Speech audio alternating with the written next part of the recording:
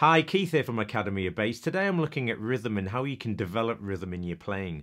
This is a question that I get asked such an awful lot from the students that I teach, but it's a common problem for all developing bass players. How do you improve your rhythm and how do you use more rhythm in your playing? But that's exactly what I'm going to be looking at in this lesson.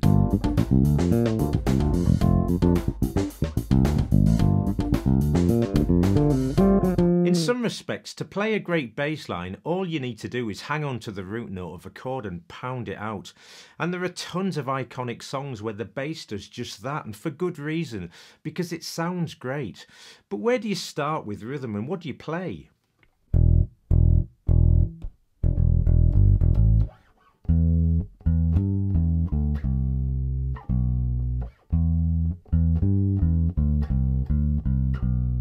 Now these two bass lines are amongst the first that most beginner bass players will learn, and if you listen to them closely they're both packed full of rhythm and syncopation. But when we start playing bass lines of our own, playing with rhythmical freedom can cause us a lot of problems, so let's start by listening to this.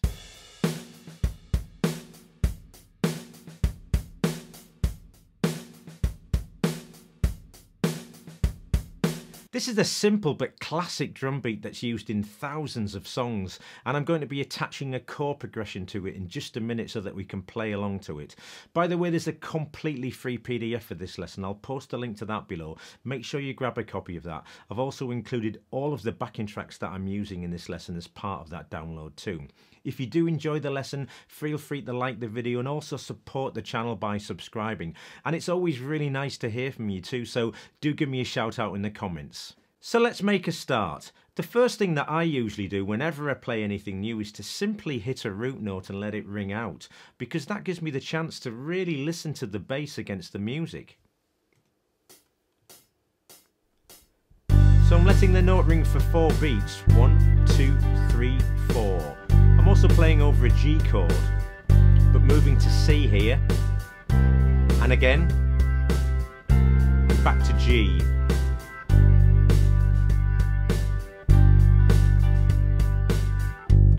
The first bit of advice we're usually given as bass players to help us play rhythmically is to lock in with the drums. But what does that mean? Well, simply put, it means copying what the bass drum is doing.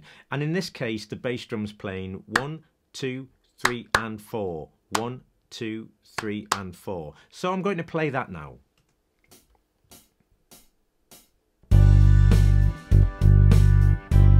I'm playing over a G chord again. Moving to C now. I'm back to G. Sounds great.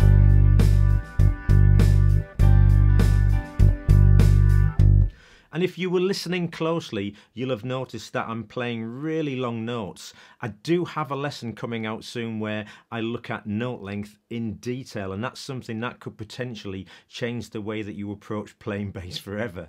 The other thing that we need to be aware of is the time, and that sounds obvious, doesn't it? But it's amazing how easily that can pass us by. I'm going to play through this again now using 3 completely different rhythms. So I'm just playing one note on every beat of the bar.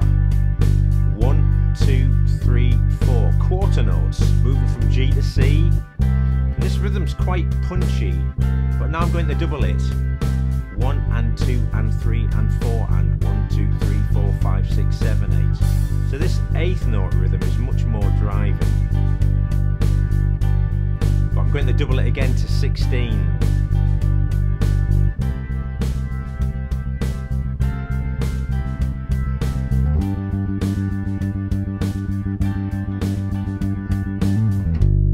So even if you haven't played those 3 rhythms, you will have heard them because they're used everywhere. And certainly in the case of the quarter note and 8th note rhythms, you can hardly hear a classic rock track that doesn't use something similar in the bass lines. Everything I've played so far is simple but very important because it's helping us to play solid rhythmic bass lines. But I'm going to move on now and look at a different technique. This time I'm going to start by playing a foundational bass line, but then I'm going to play an answering phrase or a line that leads us into the next chord.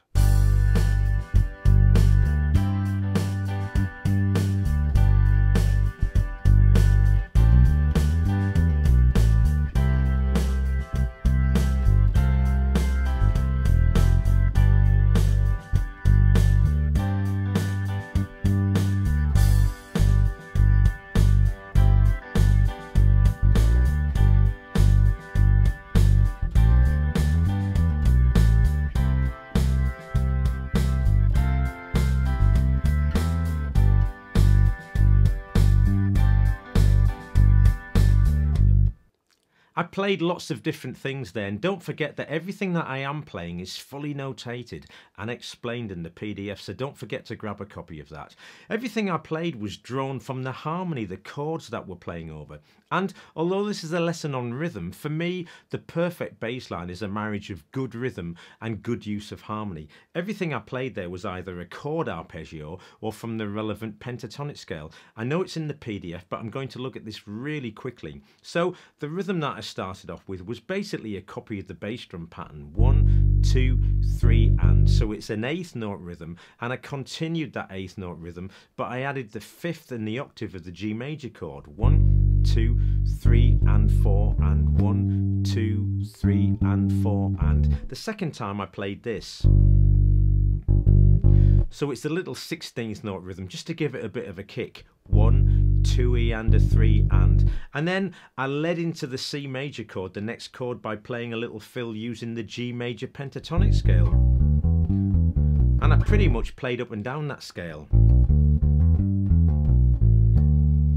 Over the C chord, I continued the eighth note rhythm but added the fifth of the C chord: 1, 2, 3, and 4, and 1, 2E and a 3, and 4, and. So at the end, again I added a little 16th note line and then played a chromatic run to lead us back into the G. Second time through, I played a much simpler rhythm. I played quarter notes, which you might have thought would have sounded a little bit dull, but I thought it sounded great.